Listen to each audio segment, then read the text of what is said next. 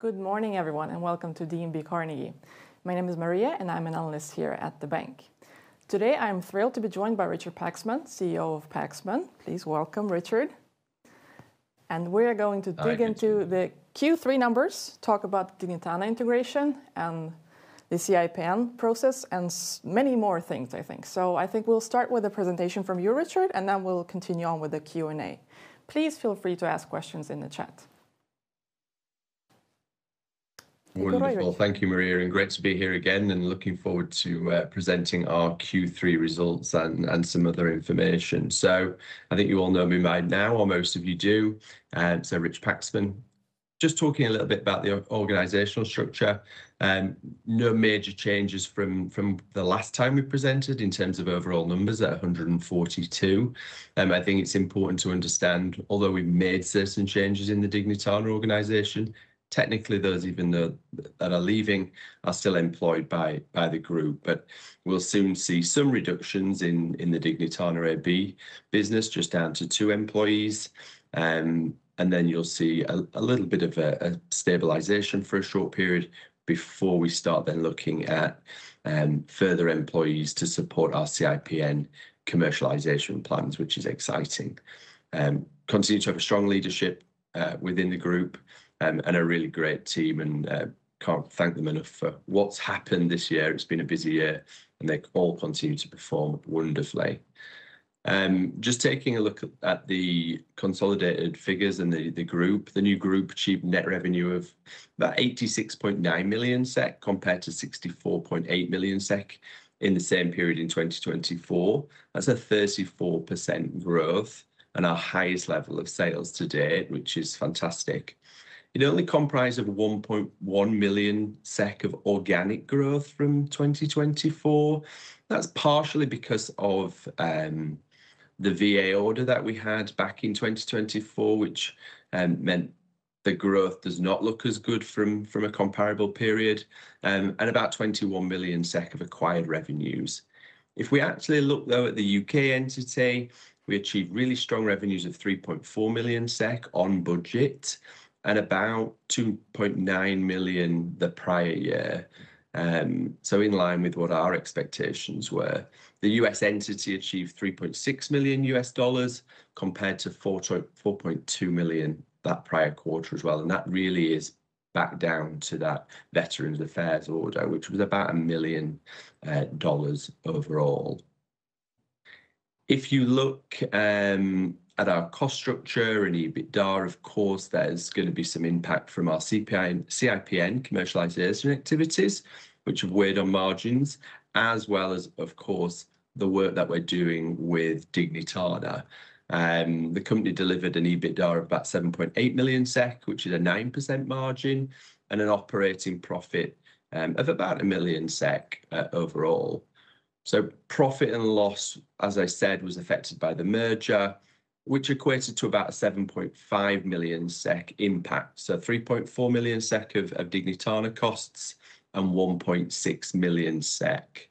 About 1.6 million SEK estimated as our goodwill amortization. But I think taking a step back and looking at these overall, we are really, really pleased with where we're at. We think we've got a strong performing business. And back to where we thought we were from a budgetary perspective, we're up on the UK business and about $1 million behind where we thought we were as a US entity. And that's primarily the direct provider or their insurance-based billing model, not delivering quite where we wanted just yet, but still strong expectations for the next year. Cash flow, of course, is being affected by the acquisition and restructuring. So that's led to a negative operating cash flow of about 6 million SEK. Investments have totaled about 6.8 million SEK for the period. Again, 2.5 million Dignitana related, 1.3 million related to CIPN, and then the rest with those typical investments you normally see. So an overall cash outflow of nearly 20 million SEK. So that does seem probably our highest cash outflow overall for our history. But let's not forget what we're doing. Investing in Dignitana, paying off some of those debts that Dignitana had, and also investing in the future CIPN, which is exciting. but we're still in a very, very strong position, 130 million SEK of cash in the bank, giving us a solid base for that commercialization going forward and completion of the Dignitana integration.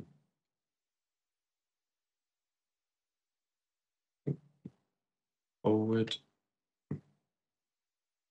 So just looking at about where sales are coming from around the world, that US piece is growing because it's actually a stronger part of the business than overall, but that's where we're putting our investments. We've got to remember that. We put a large proportion of effort and focus into the US market as opposed to rest of world markets. They do continue to perform though. UK is reasonably static year on year at the moment. However, if you look at our rest of world markets, we're seeing that 20% growth year on year, which I think is strong. And we can't forget that. And that's without significant investment at the moment. And that's the trend we'll continue to see as our focus remains primarily US, reimbursement, and peripheral neuropathy. Longer term, that of course will change as we start to develop those new markets. ADTR revenue, of course, is growing, amounted to $52,000 for Q3 2025. That was actually a decrease if you look at it without Dignitana and again without the VA. But you look at what it looks like with Dignitana in the mix, nearly $80,000 per day.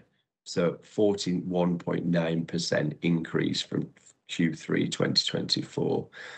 Very excited about what this means for the organization, and even more excited about what this means when we can start to see that drive in reimbursement and really start pushing forward with that stronger utilization when we remove those cost barriers.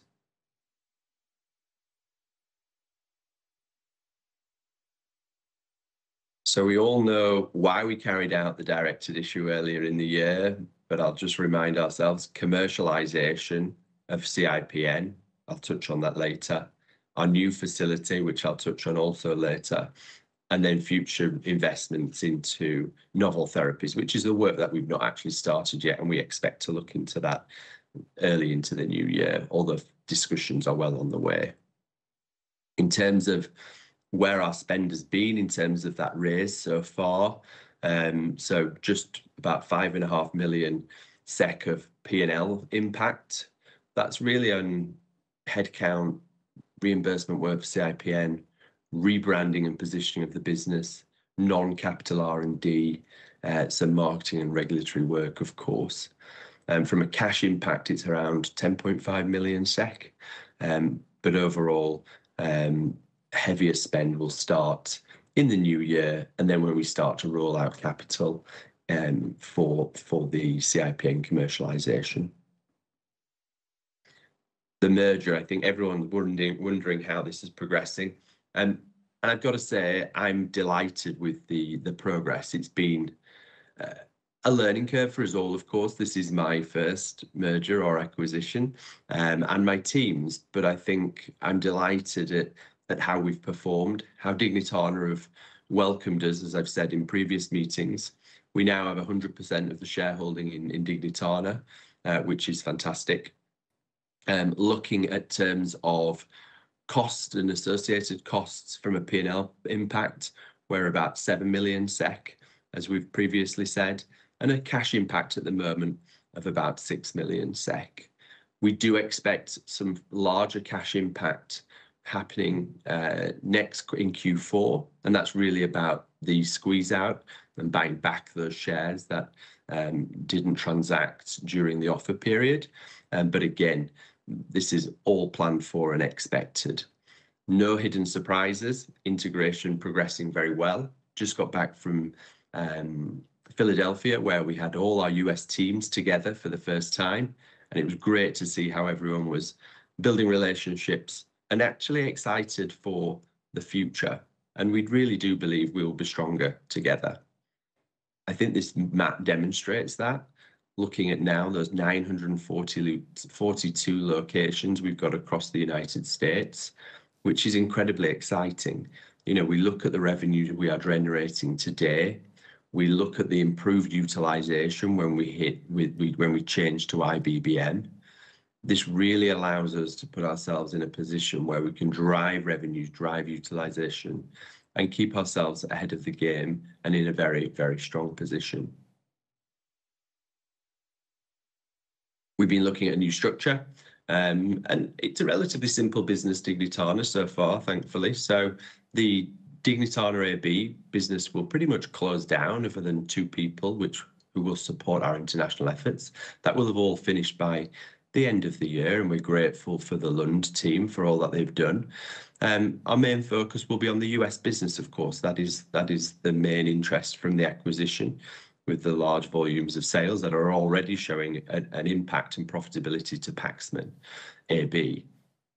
We've had some changes and put some new reporting structures in place, but overall, we're working on better processes, more support, reviewing appraisal processes, standardizing salaries, etc., and focusing on improving culture going forward. And I think we're making a really good start there.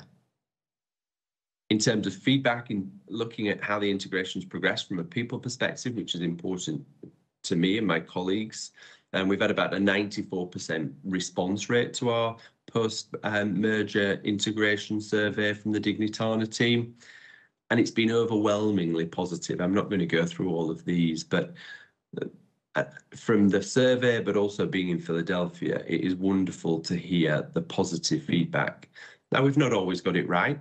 We've got some positive feedback, but we've also got some feedback in how to improve in terms of communication, and that's key going forward, and that's something that we're going to continue to invest in and make sure that culturally, but also process-wise, we're working well together. And I think we'll definitely achieve that by the end of the year. Touching on reimbursement, which is obviously a key consideration for us all, I think it's important to understand that although that Q3, Q2 results, Q4 result didn't look as good as we might have expected, and actually the year on year, if we looked at insurance-based billing income, that actually rose nearly 12% from the prior year, and then self-pay income actually rose 25%. So where at the beginning of this year we were expecting a slightly different mix, what we've seen is still strong levels of growth throughout, which is good, and I think we should be happy with that.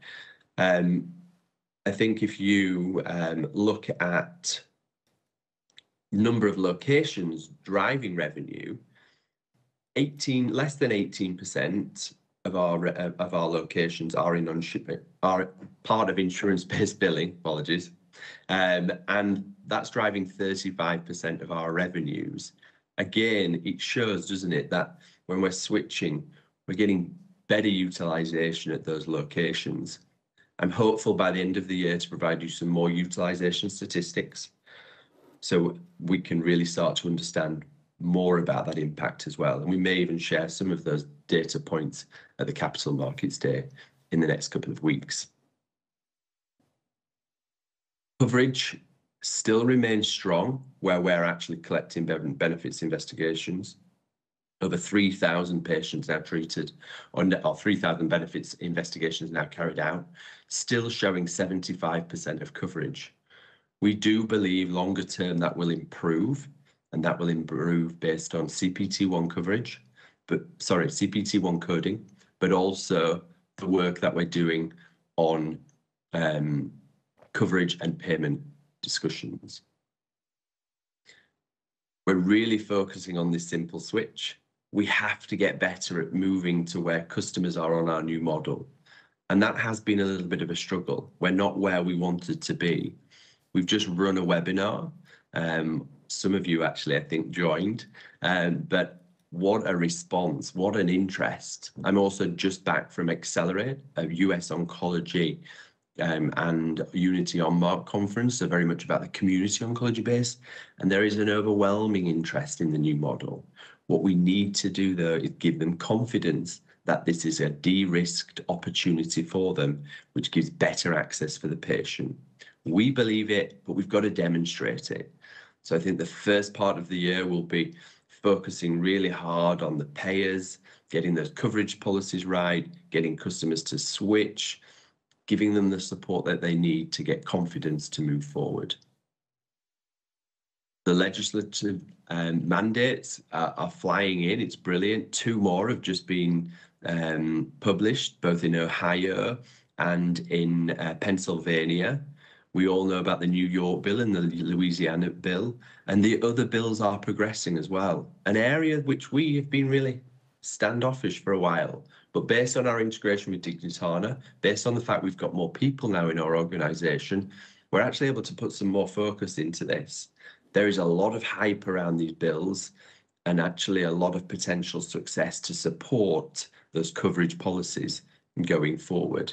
So excited at where these will continue to go, and we'll keep you updated on what's happening over the coming months. These rulings that we've all been waiting for have been delayed. MPFS, which is the community oncology in reality ruling, has come out, the final rule. It is pretty much as it was. We're going to give more detail shortly, but we're reasonably satisfied where MPFS sat anyway. We would have liked it being higher, but actually we're not too concerned about where it ended up. And the conversations I've been having with community oncology providers actually think, oh, if you break even with Medicare, that's a really good start. So that's a good and confidence boosting piece of information. The final rule for OPPS is yet to be delivered. Very frustrating, but we hope by the end of the month we will have that. I wake up every morning, check it. I think Maria does as well. And unfortunately, no news yet. But let's hope they're working on some positivity for Pascal cooling. It's taking a bit longer. From a peripheral neuropathy development standpoint, we're making really good headway. We recently presented our latest data at ESMO with some hard hitters from the US, which was fantastic. 200 people attended this session.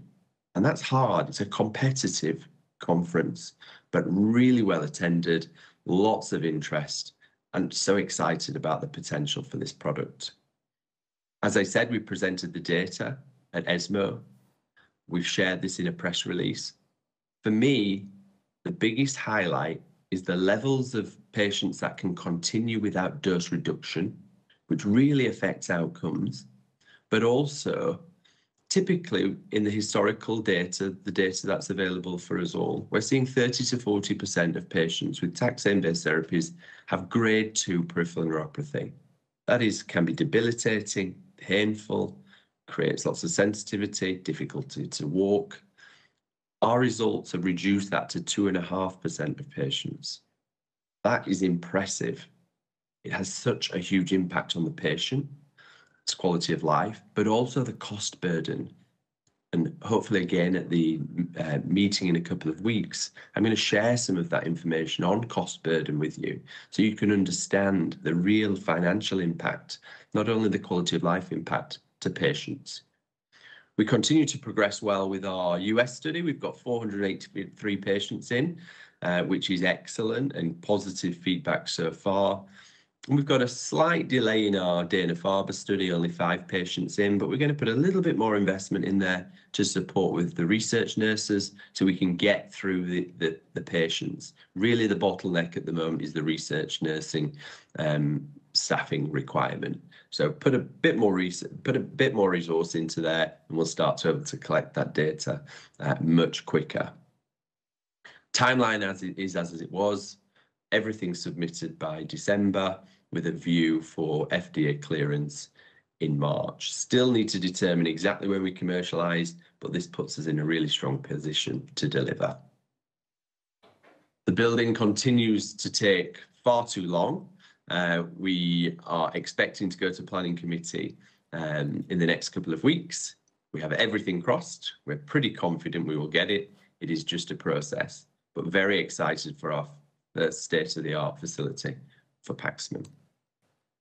We have temporary location. Don't worry, that's not our warehousing. It's not that messy, but we have space to start building our CIPN product, and we will be moving into that facility within the coming weeks. So again, very excited about progress, and nothing is holding us back.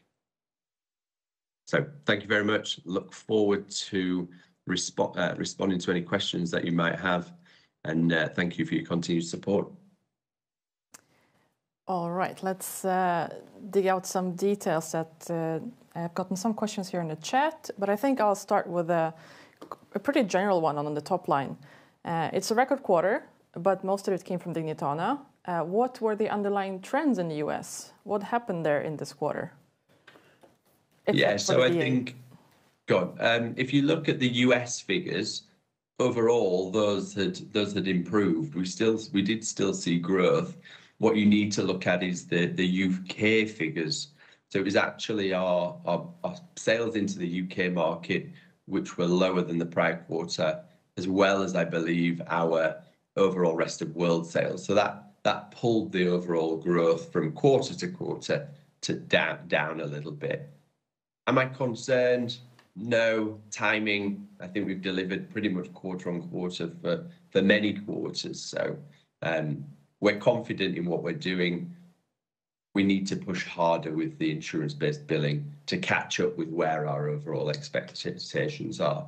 If you looked at our budgets, as I sort of mentioned, we're actually roughly where we thought we were. So the board and myself are really pleased with our performance.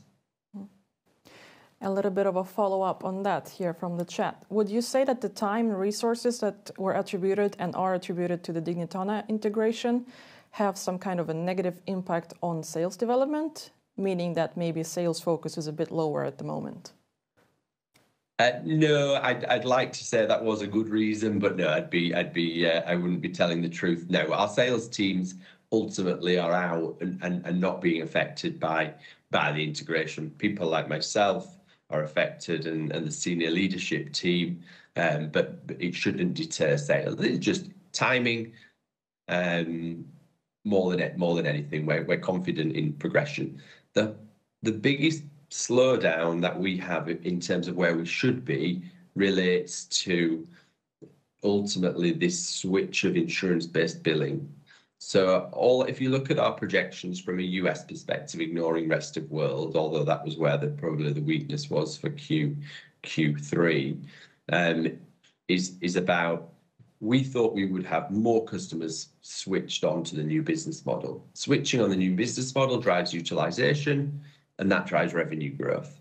If they're not switching at a rate that we thought they were, we're not seeing that same utilization increase as we'd like to see. So it's our job really to focus on getting those customers switched. And if we continue on the level type of thinking here, we talked a little bit about the top line, gross margins. With the Dignitana now included, could you provide some details how that picture is going to look maybe in the next quarter and why it looked the way it looked now? Yeah, so gross margins overall a little bit lower, some higher service costs. Sales mix is always a little bit different, so that does affect margin. Adding Dignitana, excluding the AB business, and not looking at doing capital sales, so if that makes all sense for everyone, really actually drives and improves our margins.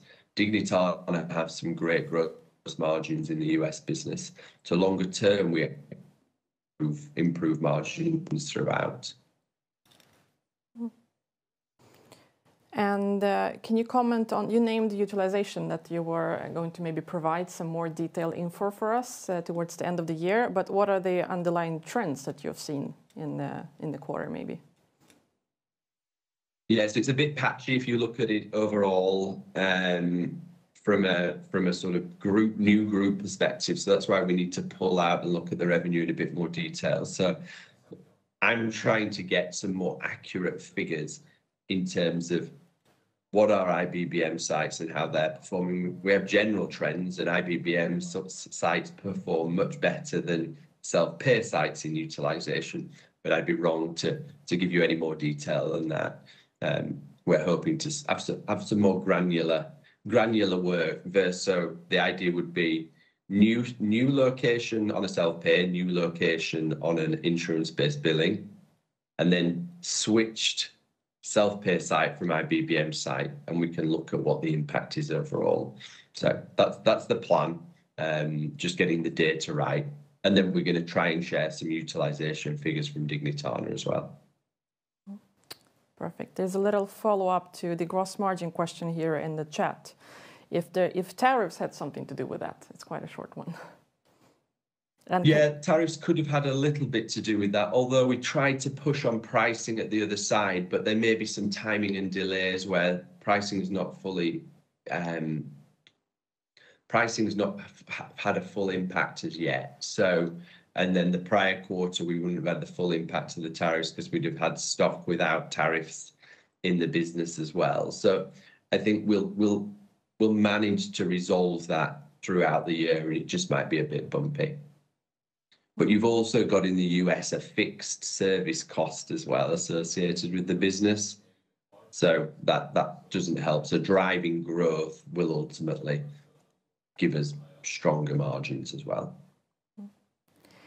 And here is another question on the installed systems base in the US. You've installed 9 systems in North America during Q3. What is the reason for this relatively low number? Good question. Timing, probably. I'd need to just double check on that. That does seem low. Let me just pull that figure up.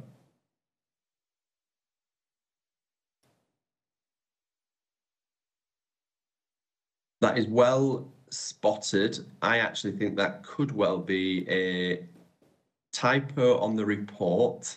Embarrassing, but I like to be transparent and honest. So typically we would be installing about 30 systems into the US. So let me check that, and we will make a small tweak. We probably won't make the change to the actual report, but I think it is most likely a reporting error that we've all not picked up. We're a bit late on our reporting than typical this year based on a lot of moving parts. Yeah, we appreciate the transparency always here in the market. Yeah, it's best. Here's another question about IBBM revenues grows 12%, but looking at the number of delivered caps, it looks more like 35%. Can you provide some explanation? So, good question.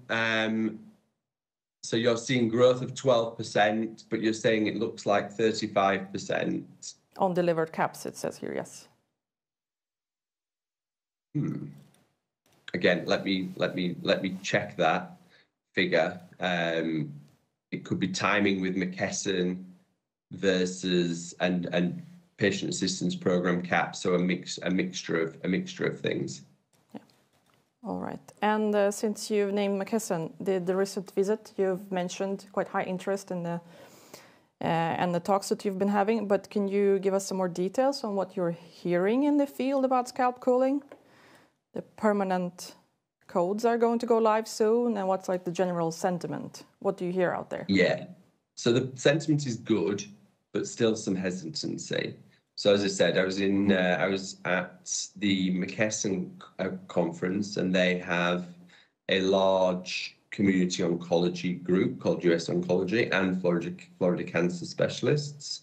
So take up a large proportion of the community sites. They seem reasonably positive. Not all groups. I think they're all keen on probably someone starting before them, if that makes sense. So we need someone to commit. I think we've got a commitment from one of the large groups. We're just working on that at the moment, so that's positive. And then from an OPPS perspective, we're keen on getting that final rule out. But I think more importantly, we're already seeing contracting. So we've had contracting from NYU, contracting from Yale, another large health system. So that's about them contracting now and then starting in the new year. I do think it's important to understand it is not a light switch on January the 1st. We're calling it a simple switch, but it's not as simple as one might think. So that first quarter is going to be bumpy. I think then we'll start to see some more traction. It takes time for the codes to work their way through the system, if that makes sense as well. So we're going to be investing in some support from our consultants and partners to make sure we can handle those questions and difficulties. We can start working with the payers very closely and communicating with them appropriately to say, look, these are the problems we're seeing in the field. Why are we seeing them in the field? What are you going to do about them? So we can resolve them quickly and efficiently and not get people to lose confidence.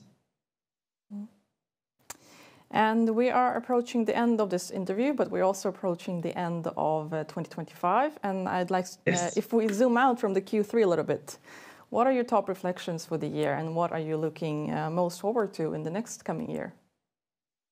Perfect. Yeah. So top reflections. I mean, Dignitana integration has been phenomenal, and the progress with our peripheral neuropathy product and the future looks incredibly exciting. I think going into the new year, for me, it's all about the simple switch. It's got to be. We have to see that momentum, as well as pushing for FDA clearance, European regulatory approvals, and launching the product. I think the integration at that point will be fine, and we will become one, and it will be a smooth process going forward. So excited for 2026 and starting to see that substantial growth again, that positive momentum that we've seemed to falter a little bit back end of the year, but still 100% confident in where we're heading. Perfect. Thank you very much, Rich, for joining us, and thank you everyone for joining us online to watch this earnings call. Talk to you in Q4. Look forward to it. Thank you. Thank you. Bye-bye.